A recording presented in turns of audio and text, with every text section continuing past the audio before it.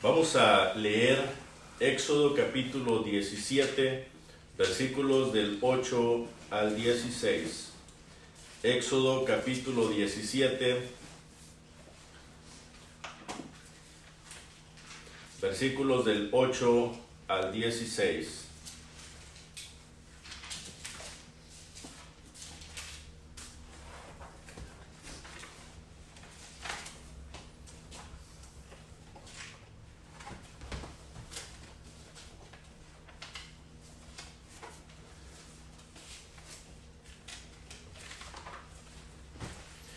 Dice así la palabra: Entonces vino Amalec y peleó contra Israel en Refidim.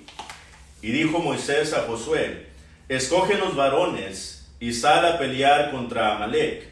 Mañana yo estaré sobre la cumbre del collado y la vara de Dios en mi mano. E hizo Josué como le dijo Moisés, peleando contra Amalec, y Moisés y Aarón y Hur subieron a la cumbre del collado. Y sucedía que cuando alzaba Moisés su mano, Israel prevalecía, mas cuando él bajaba su mano, prevalecía Amalec. Y las manos de Moisés se cansaban, por lo cual tomaron una piedra y la pusieron debajo de él, y se sentó sobre ella. Y Aarón y Hur sostenían sus manos, el uno de un lado y el otro de otro. Así hubo en sus manos firmeza hasta que se puso el sol. Y Josué deshizo a Amalec y a su pueblo a filo de espada.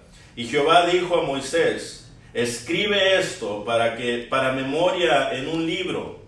Y di a Josué que raeré del todo la memoria de Amalec debajo del cielo, de debajo del cielo. Y Moisés edificó un altar y llamó su nombre Jehová Nisi. Y dijo: Por cuanto la mano de Amalec se levantó contra el trono de Jehová, Jehová tendrá guerra con Amalec de generación en generación. El tema de esta mañana, hermanos, lleva por título: El Señor es mi estandarte. Y este título lo agarré del versículo 15, donde dice Jehová Nisi. Básicamente lo que quiere decir allí es: Jehová es mi estandarte. Por ende es que le puse al tema de esta manera: el Señor es mi estandarte. Ahora, cuando vamos al versículo 8, Moisés nos cuenta un poco más de lo que había acontecido en este versículo. Y quiero que vaya conmigo a Deuteronomio capítulo 25 y versículo 17. Deuteronomio capítulo 25 y versículo 17. 17 y 18. Miren lo que había pasado allí. Deuteronomio capítulo 25, versículo 17 y 18. Dice: Acuérdate de lo que hizo Amalec contigo en el camino cuando salías de Egipto, de cómo te salió al encuentro en el camino. Y mire cómo atacó a Amalec. Y te desbarató la retaguardia, es decir, atacó por atrás de todos. ¿Y atacó a quienes? Dice: de todos los débiles que iban detrás de ti, cuando tú estabas cansado y trabajado, y no tuvo ningún temor de Dios. Esta fue la manera, hermanos, en que Amalec atacó al pueblo de Dios cuando estos iban camino, hermanos, a la tierra prometida. Y vemos nosotros ahí cómo es que ellos perdieron lamentablemente gran número de seres queridos. Dice ahí que atacaron por la retaguardia, matando a los más débiles. Y cuando pienso en débiles, viene a mi mente niños, mujeres y viejitos, hermanos. Probablemente estas eran las personas a quienes estos hombres, los amalecitas, atacaron y mataron. Ahora, este momento era un momento de gran dolor y de gran tristeza para el pueblo. El pueblo estaba llorando, el pueblo se estaba lamentando en gran manera por este ataque de sorpresa que los amalecitas realizaron. Pero déjame decirte una cosa, que Dios nunca va a derramar lágrimas innecesarias en tus ojos. Él nunca va a ser el producto de que tú derrames una lágrima innecesaria. Él no hace esto. Cada lágrima que los hijos de Dios derraman son necesarias para Él. Son necesarias para uno. Son necesarias para que el Hijo de Dios se fortalezca más, para que el Hijo de Dios pueda amar más a Dios, acercarse más a Dios y de esta manera madurar y crecer espiritualmente. Entonces acuérdate de esto, Dios nunca va a derramar una lágrima innecesaria en ninguno de sus hijos, nunca lo va a hacer. Y lo mismo pasó aquí, aunque fue lamentablemente un ataque de sorpresa, un ataque que quitó la vida de muchos seres queridos y el pueblo se estaba lamentando. Dice al final Moisés, Jehová es mi estandarte, Dios es mi estandarte. Y eso es lo que nosotros debemos también de pensar en cuanto a Dios, en cuanto al Señor. Llegar al punto de decir como Moisés, el Señor es mi estandarte. Ahora, ¿qué es un estandarte?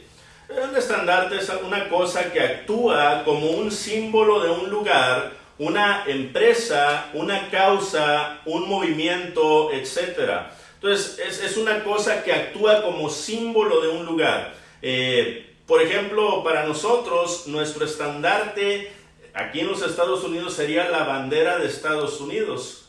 Cuando tú miras la bandera de Estados Unidos, tú sabes que estás en Estados Unidos, tú sabes que te estás acercando a Estados Unidos, ¿verdad? Tú sabes que perteneces a Estados Unidos.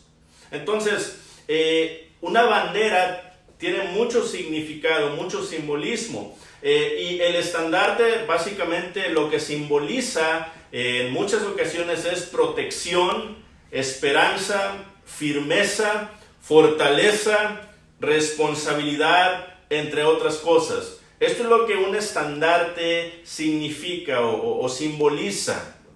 Ahora, dice Moisés, Jehová es mi estandarte, ¿verdad? Dios es mi estandarte. Y básicamente lo que está diciendo Moisés es que Dios era su protección, era su esperanza, era su firmeza, era su fortaleza, pero también estaba diciendo que él tenía una responsabilidad con este Dios. Y básicamente eso es lo que está diciendo Moisés al final de esta historia. Pero, ¿qué lo llevó a Moisés decir estas palabras? Jehová es mi estandarte. ¿Qué lo llevó a decir estas palabras? Bueno, vamos a regresar a lo que es el versículo 8 para explicar primeramente esto. ¿Quién fue Amalek? ¿Quién fue Amalek?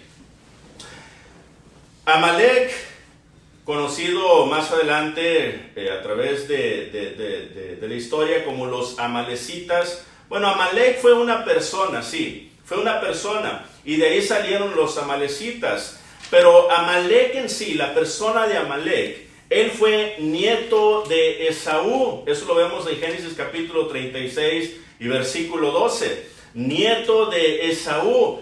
Esaú fue el hermano de Jacob, ¿okay?, a quien el Señor puso Israel más adelante. O sea, Jacob le puso Israel más adelante. Así es que es interesante este punto, el cual vamos a mirar más adelante. Nada más ténganlo en la mente.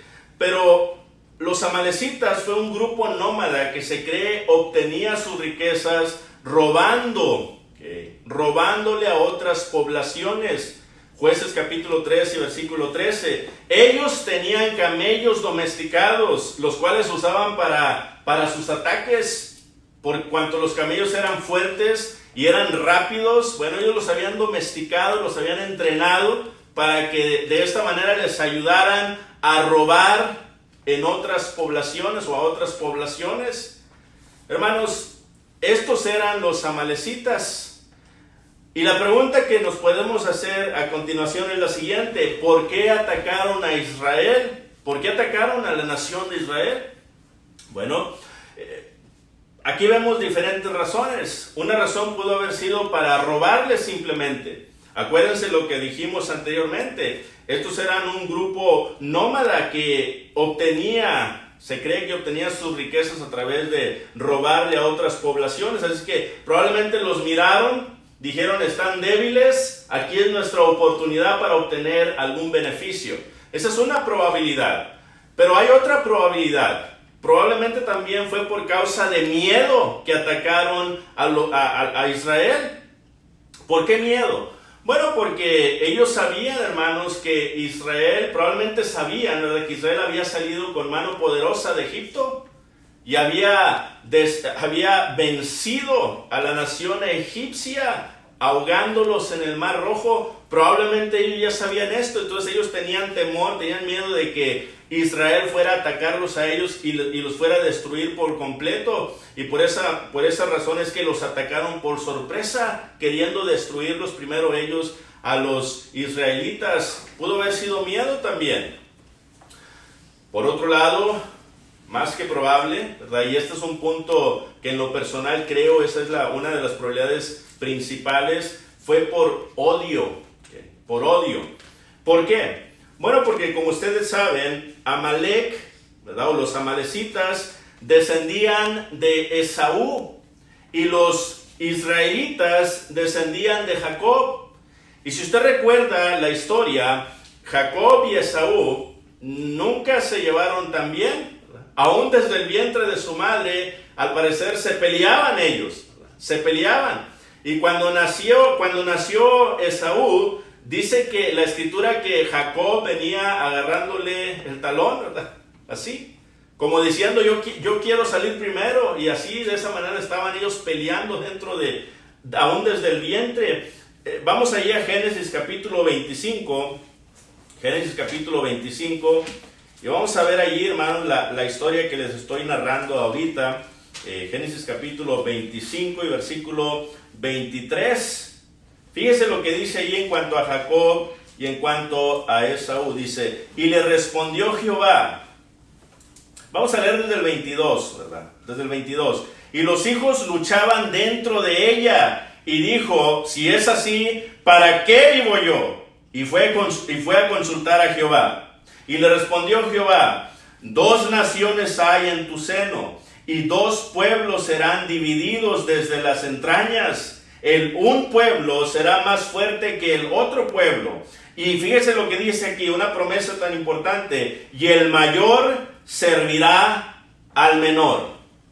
Bueno, si esto no era común en estos tiempos, que el mayor sirviera al menor, no, sino que el mayor era aquel privilegiado que obtenía toda la bendición de su padre, obtenía la herencia de su padre, obtenía los negocios de su padre, obtenía todo, la mayor parte, y el menor era el que servía al mayor. Pero dice Dios: el mayor va a servir al menor.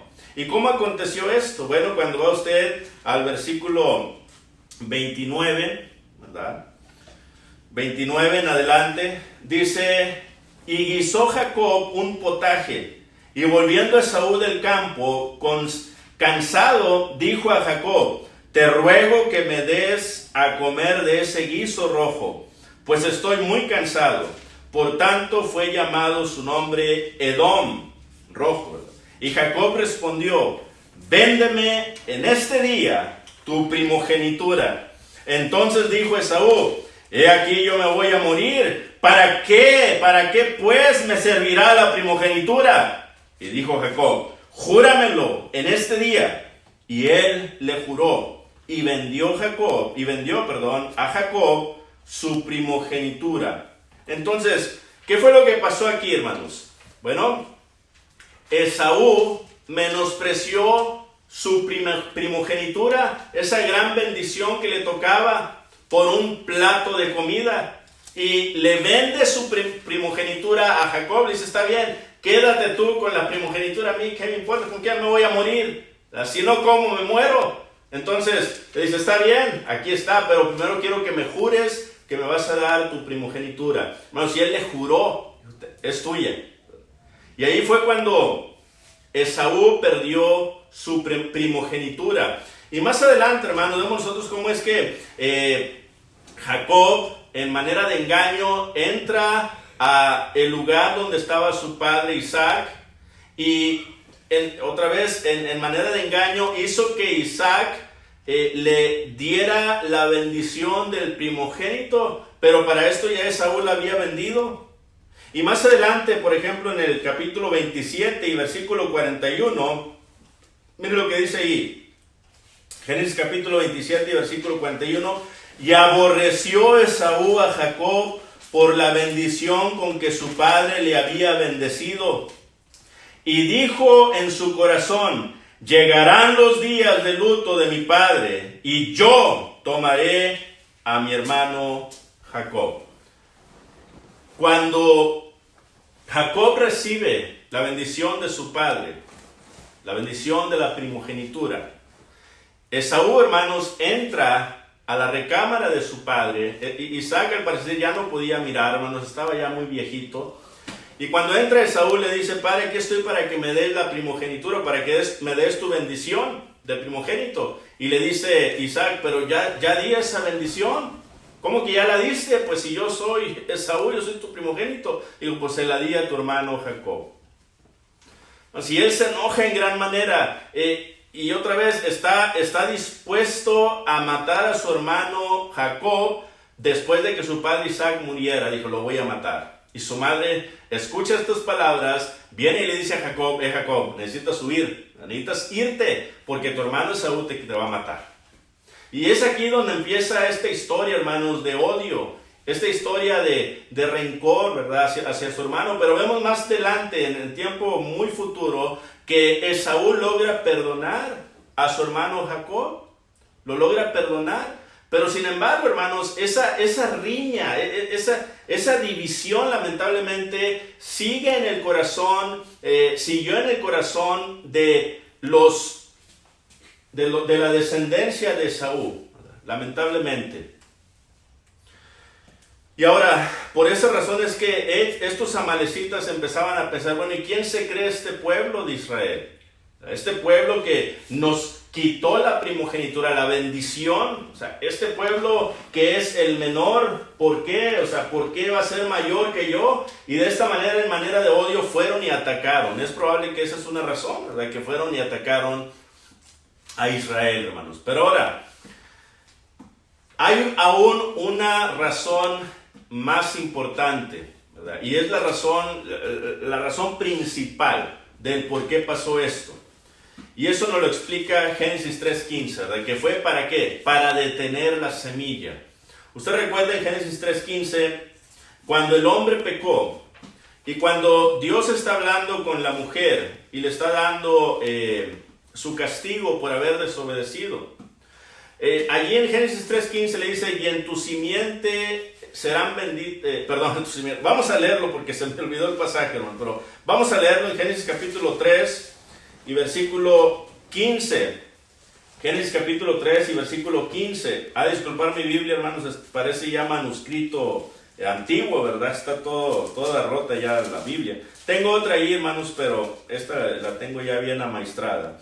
Dice, y pondré enemistad entre ti y la mujer, y entre tu simiente y la simiente suya. Esta te herirá en la cabeza, y tú le herirás en el calcañar. Pondré enemistad entre ti y la mujer, y entre tu simiente y la simiente suya. Ahora, sabemos, hermanos, que Satanás sabía que la simiente iba a venir a través de este pueblo, a través del pueblo de Israel.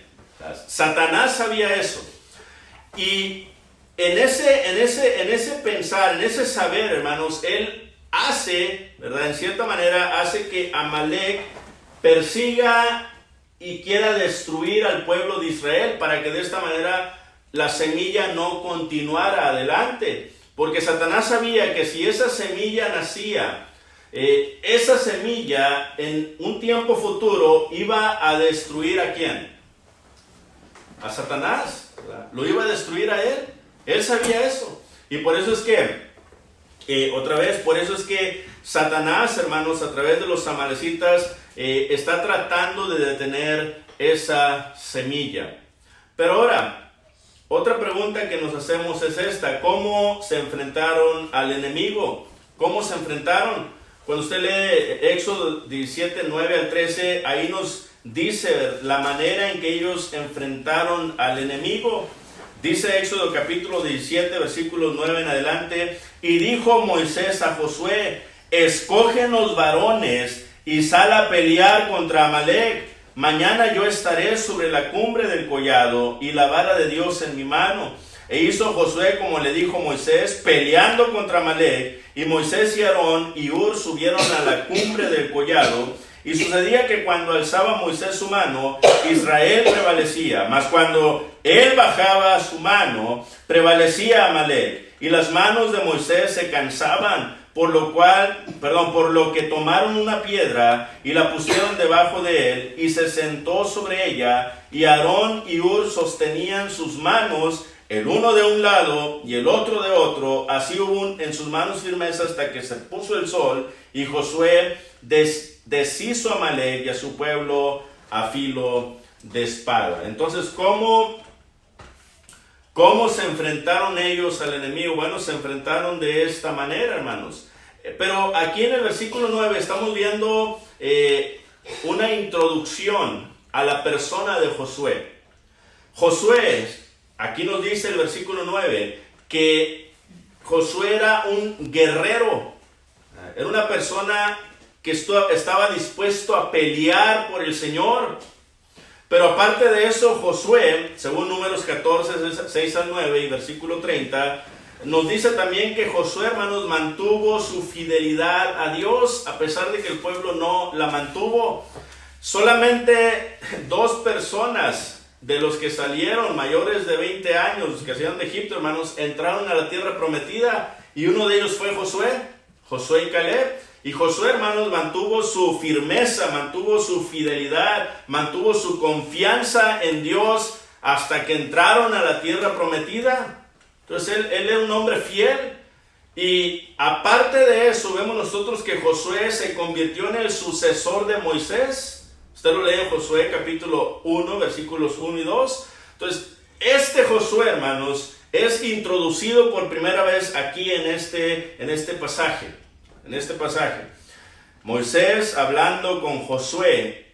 Y Josué, hermanos, ¿qué fue lo que utilizó? Bueno, Josué representa aquella persona que viene a atacar de una manera física al enemigo, ¿verdad? Entonces Josué usa armas físicas para atacar al enemigo. Y Moisés le dice a Josué: escógenos varones y sal a pelear contra Amalec. Hermanos, y aquí hay un punto muy importante que necesitamos mirar, ¿verdad? Le dice Moisés a Josué: sal y escógeme varones para que vayan a pelear contra Amalec. Pero pregúntese usted, ¿el pueblo de Dios estaba entrenado para ir a pelear? ¿Estaba entrenado para pelear? Y la respuesta es no, hermanos. ¿Por qué? Porque Éxodo 12:40 nos enseña que el pueblo estuvo esclavizado por 430 años en Egipto. Fíjense. Entonces ellos tenían mucho conocimiento de cómo hacer ladrillo, de cómo edificar algún muro o algún monumento. Tenían mucha experiencia de trabajo, pero ellos no tenían experiencia de pelea para pelear. Ellos no eran guerreros realmente. Entonces le dice Moisés a Josué: escógeme varones para que vayan a pelear contra Amalec. Pero sabe que Josué, siendo una persona fiel, una persona que confiaba en Dios, y lo demostró desde el principio, él no renegó con Moisés. Él no le dijo a Moisés: oye Moisés, espérame, ¿Cómo que escoja varones para que salgan a pelear si ni siquiera sabemos pelear? ¿Cómo vamos a atacar? Ni siquiera sabemos usar espadas. Entonces, ¿cómo quieres tú, Moisés, que vayamos a pelear contra Amalek si no podemos ni siquiera pelear? No sabemos ni siquiera pelear. ¿Cómo lo vamos a hacer? Josué no hizo eso. Josué, hermanos, confió plenamente en Dios y obedeció el mandato de Moisés, escogiendo varones que estaban dispuestos, hermanos, a ser usados por Dios para pelear en contra del enemigo. Entonces Josué usa armas físicas, pero por otro lado, Moisés usa armas espirituales. ¿Por qué? Bueno, porque ahí el versículo 9 nos dice que, sí, Moisés le dice a Josué, escoge varones y sal a pelear contra Amalek. Y luego le dice, mañana yo estaré sobre la cumbre del collado y la vara de Dios en mi mano. ¿Y qué fue lo que hizo, hermanos? ¿Qué fue lo que hizo Moisés? Bueno, Moisés, él estaba confiando en Dios también, pero de una manera espiritual, ¿verdad? Más todavía. ¿Por qué? Porque agarra, le dice, voy a llevarme la vara de Dios, voy a subir al monte y voy a alzar, ¿verdad?, mis manos hacia el cielo, ¿verdad? Y de esta manera yo sé que Dios va a ayudarnos, ¿verdad?, con esta batalla. Moisés, hermanos, sube al monte y alza la vara, mostrando dependencia a Dios para obtener la victoria. Él sube al monte. Y otra vez, ahorita vamos a regresar a esto. Solamente estoy dando una explicación, hermanos, general de lo que está pasando aquí. Pero póngase a pensar en esto. Josué usa armas físicas y Moisés usa armas espirituales para poder atacar al enemigo. Entonces, Moisés estaba intercediendo, sirvió como intercesor del pueblo. Él estaba en medio, levantando sus manos, pidiéndole a Dios que le ayudara, que ayudara al pueblo a poder vencer a sus enemigos, a poder vencer a los amalecitas. Y extender las manos era una señal de oración dependiente en otras partes de la Biblia. Por eso estoy diciendo que lo que Moisés estaba haciendo era una oración, una petición a Dios. Porque en otras partes de la Biblia vemos este mismo acontecimiento cuando estaba Éxodo capítulo 9, versículo 27 al 29. Ahí estamos, ahí mismo en Éxodo, hermanos, capítulo 9. Vemos nosotros en el versículo 27 al 29. Miren lo que está pasando aquí. Está la plaga de granizo. A Faraón, al parecer, ya se estaba arrepintiendo de no dejar ir al pueblo de Dios. Y mire lo que le pide Faraón a Moisés en el versículo 27. Entonces Faraón envió a llamar a Moisés y a Aarón y les dijo, he pecado esta vez. Jehová es justo y yo y mi pueblo impíos. Orad, fíjese aquí, el 28. Orad a Jehová para que cesen los truenos de Dios y el granizo. Y yo os dejaré ir y no os detendréis más. 29. Y le respondió Moisés, tan pronto salga yo de la ciudad, extenderé mis manos a Jehová y los truenos cesarán y no habrá más granizo para que sepas que de Jehová es la tierra. Pero ve, le dice, ora a Jehová. Y luego en el 29 dice, yo voy a extender mis manos. Y lo mismo estamos viendo aquí con Moisés en esta historia de Éxodo capítulo 17, hermanos.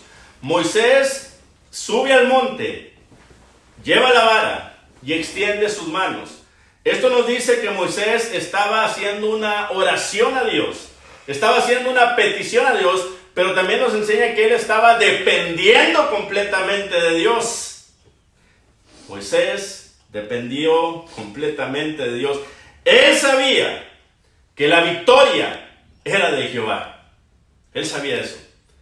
Él sabía que él no podía hacer nada. Al hacer esto, hermanos, él estaba diciendo en manera figurada, mira, Señor, yo dependo de ti.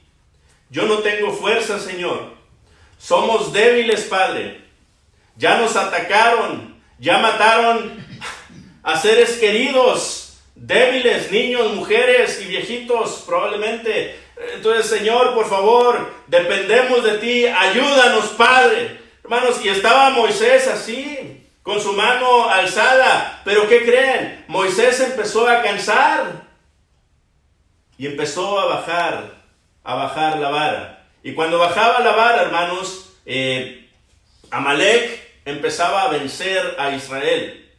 Entonces él tenía que esforzarse por levantar otra vez la vara, y cuando él levantaba la vara, Israel empezaba a vencer a Amalek, a los amalecitas. Pero, ¿qué fue lo que sucedió? Bueno, lamentablemente, hermanos, fue tanto las veces que empezaba a cansarse que Aarón y Hur lo miraron y dijeron, hey, Hur, tenemos que ayudar a Moisés. Él no puede con esta carga. Le pusieron una piedra debajo para que éste se sentara y descansara. Y cada quien, hermanos, Hur de un lado y Aarón del otro, agarraron la mano de Moisés y le ayudaron a sostener la vara, para que de esta manera la vara ya no se bajara y el pueblo de Israel pudiera vencer a los amalecitas. ¿Qué vemos ahí? Un gran apoyo por parte de Hur, por parte de Aarón. Bueno, si otra vez, y ahorita vamos a entrar a la aplicación, pero póngase a pensar usted en esto, ¿verdad? Que Moisés, a pesar de ser el intercesor, él necesitó ayuda para poder vencer al enemigo. Cuando vemos esta hermosa historia, hermanos, la manera en que el pueblo de Dios logró vencer a los amalecitas, uno se pone a pensar y dice, bueno, ¿qué tiene que ver esta historia? ¿Qué tiene que ver esta historia? Y la pregunta más importante es, ¿qué tiene que ver esta historia con nuestro Señor Jesucristo? Porque la Biblia es cristocéntrica. Esto quiere decir que toda la Biblia, de una manera u otra, te dirige a nuestro Señor Jesucristo. Toda la Biblia es así. Y Jesucristo llenó ambos requisitos. Es decir, llenó los zapatos de Josué, pero también llenó los zapatos de Moisés. Josué siendo un guerrero, Jesucristo, hermanos, llenó este requisito, porque Él vino a pelear.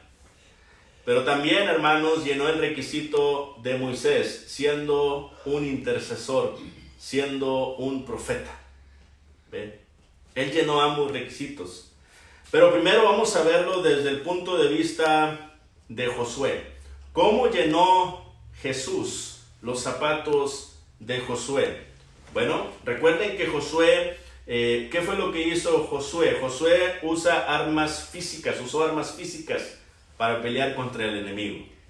Bueno, Jesucristo, Él sabía que para vencer al enemigo, Él tenía que bajar a esta tierra. Y, hermanos, Gálatas 4:4 nos dice que cuando vino el cumplimiento del tiempo, Dios envió a su Hijo, nacido de mujer y nacido bajo la ley, para que redimiese a aquellos que estaban bajo la ley, pero también para que nos redimiese a nosotros, hermanos, y nos pudiera ayudar. Y nos dice Filipenses capítulo 2, versículo 5 en adelante, haya pues en nosotros este mismo sentir que hubo también en Cristo Jesús, el cual siendo en forma de Dios, no estimó el ser igual a Dios como cosa a que aferrarse, sino que se despojó a sí mismo, tomando forma de siervo, hecho semejante a los hombres, y estando en la condición de hombre se humilló a sí mismo, haciéndose obediente hasta la muerte y muerte de cruz. Entonces Cristo tomó un cuerpo. Él vino a pelear contra el enemigo de una manera física. Se presentó ante nosotros. Y dice Juan capítulo 1 y versículo 1 que en el principio era el verbo, y el verbo era con Dios, y el verbo era Dios. Versículo 14 dice, y este verbo fue hecho carne y habitó entre nosotros. Y dice Juan, y vimos su gloria, gloria como la del unigénito del Padre, lleno de gracia y de verdad. Cristo, hermanos, en un cuerpo físico, vino para vencer al enemigo. Y usted lo lee, por ejemplo, cuando dice Lucas capítulo 3, que Jesús empezó su ministerio como a la edad de 30 años. Pero antes de empezar su ministerio, fue bautizado por Juan el Bautista. Cuando Juan el Bautista lo bautiza, hermanos, dice la Escritura que Jesús fue llevado por el Espíritu al desierto, Mateo capítulo 4. Fue llevado por el Espíritu al desierto para ser tentado por el tentador, por Satanás. Y vemos nosotros que aquí en Lucas capítulo 4, versículo 1 al 13, Jesús es tentado de la misma manera, fue tentado de la misma manera que Satanás tentó al hombre en el principio y que ha seguido tentando al hombre a través de los tiempos. ¿Cómo? Bueno, cuando usted va a Lucas capítulo 4, versículos del 1 al 13, nos dice allí, hermanos, que Lucas capítulo 4, versículos del 1 al 13, la Escritura nos enseña cómo es que Jesús fue llevado al desierto y después nos dice allí que el versículo 13, entonces el diablo le dijo, si eres hijo de Dios, di a esta piedra que se convierta en pan. Esa es la primera tentación que Satanás expuso ante nuestro Señor Jesucristo. Pero ¿por qué lo tentó primeramente con esto, hermanos? Con el pan. Bueno, porque Jesús había tenido ¿cuántos días y cuántas noches sin comer? 40 días, 40 noches sin comer, hermanos. Entonces, ¿tenía hambre el Señor? Sí. ¿Estaba débil el Señor físicamente? Sí. ¿Pero qué creen? Jesús no se dio a la tentación. ¿Por qué? Porque a pesar de que su cuerpo estaba débil, su espíritu no lo estaba. Estaba fuerte, ferviente, ¿verdad?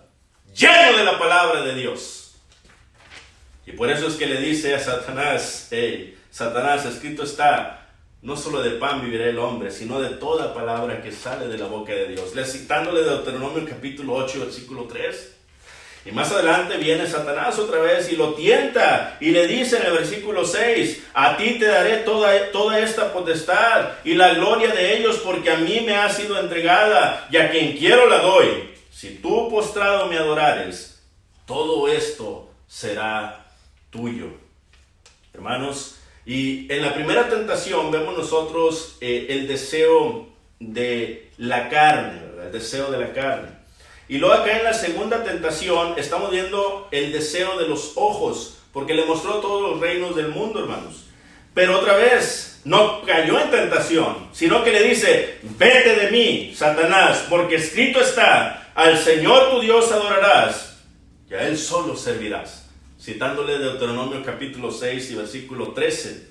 Y por último, hermanos, viene y le dice Satanás al Señor, lo lleva a Jerusalén, lo sube, hermanos, al pináculo del templo y le dice, si eres hijo de Dios, échate de aquí abajo, porque escrito está, citándole Salmo 91:11, porque escrito está, a sus ángeles mandará cerca de ti, que te guarden, y en las manos te sostendrán, para que no tropieces con tu pie en piedra.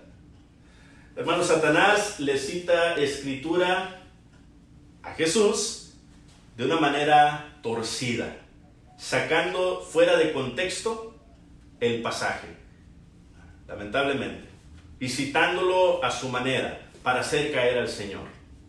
¿Cuántos no han caído por causa de esto?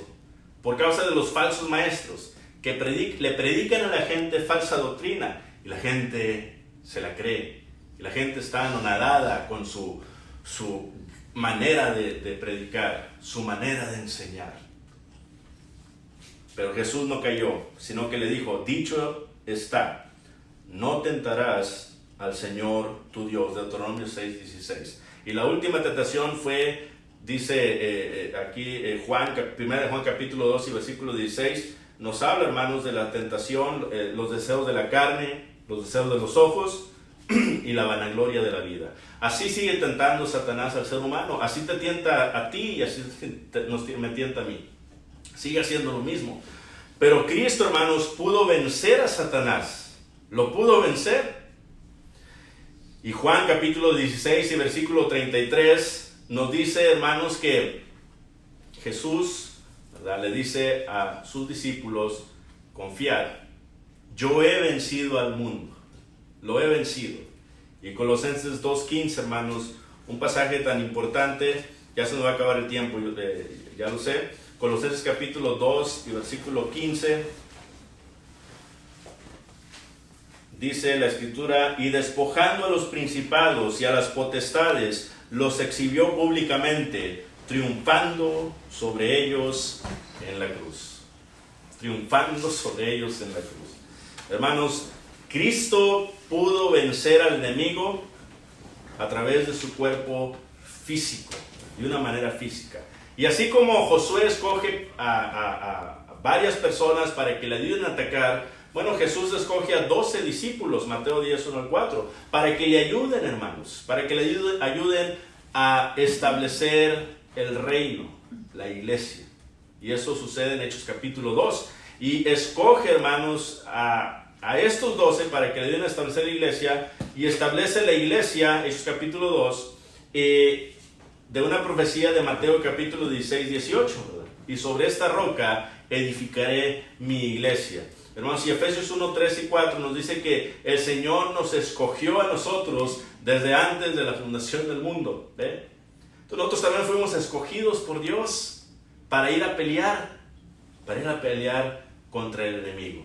¿Somos guerreros? Probablemente no, pero Dios nos entrena a través de su Hijo para poder pelear en contra del enemigo. Hermanos, pero por otro lado también se ponen los zapatos de Moisés. ¿Cómo? Bueno, porque Jesús dependió de su Padre todo el tiempo, pidiéndole en oración. Jesús fue la persona que más oró en este mundo, hermanos, y ni siquiera tenía pecado. La persona que más oró, porque él dependía de su Padre, él dependía del Todopoderoso, hermanos. Y Juan capítulo 17, versículos del 1 al 5, hermanos, Juan capítulo 17, versículos del 1 al 26, nos enseña la manera en que nosotros también debemos de continuar orando. Debes de orar por ti, sí, así como lo hizo el Señor. Él oró por él mismo, para que a través de su muerte le pudiera dar la gloria a Dios. Pero él oró también por sus discípulos, para que estos pudieran llevar a cabo la tarea, y que no bajaran la guardia, que no se desanimaran. Pero oró también por la iglesia, dice, por aquellos que han de creer en mí por la palabra de ellos, en el versículo 20 al 26, para que se mantengan firmes, y así de esa manera todos sean uno, hermanos. Entonces otra vez, vemos nosotros aquí cómo es que Jesús nos demuestra a través de su vida, de cómo es que nosotros también debemos de pelear la buena batalla. ¿Y cómo aplica esto a nosotros? Bueno, estamos luchando en una batalla espiritual, Efesios 6, 12. Es una batalla espiritual. Nuestra lucha no es contra carne y sangre, sino contra principados, contra potestades, contra los gobernantes de este siglo, hermanos, de las regiones celestes, oscuras. Entonces, otra vez, nuestra lucha es contra el enemigo, contra Satanás. La historia de Israel es nuestra historia. Ellos habían sido redimidos e iban rumbo a la tierra prometida. Nosotros de igual manera, hermanos, fuimos redimidos por la sangre de Cristo. 1 Corintios 6, 20, 7, 23 y Hechos 20, 28. ¿Verdad? Fuimos redimidos por la sangre de Cristo. Fuimos comprados con esa preciosa sangre. Pero así como ellos se enfrentaron enemigos, también nosotros vamos a seguir enfrentando al enemigo, hermanos. Ahorita estamos como los israelitas, caminando, dando vueltas en el desierto, ¿verdad? Todavía no llegamos a la tierra prometida. Estamos todavía dando vueltas en el desierto. Estamos todavía en este mundo. Y el enemigo va a seguir atacando, hermanos, va a seguir queriendo vencernos. Moisés descubrió que la oración es más poderosa que el problema. Entonces, ¿quieres vencer a Satanás? La única manera que lo vas a lograr es a través de mantenerte firme y saber que el Señor es tu estandarte. Él es tu protección, Él es tu esperanza. Así es que sigamos adelante, hermanos. Ya se nos pasó el tiempo, sigamos adelante. Dios me los bendiga. Espero y que hayan sido edificados por la palabra de Dios. Acuérdense, hermanos, que nosotros necesitamos entender que la Biblia no se trata de nosotros, ¿verdad? A veces queremos que se nos hable a nosotros y se nos hable bonito. No se trata de nosotros la Biblia, se trata de Dios, se trata de Cristo. Se trata de darle la gloria a Él a través de su Hijo. De eso se trata la Biblia. No se trata de nosotros, se trata de que nosotros debemos de ser obedientes y agradecidos con Dios. De eso se trata, ¿verdad? La Escritura. ¿Quién es Dios y qué quiere que yo haga?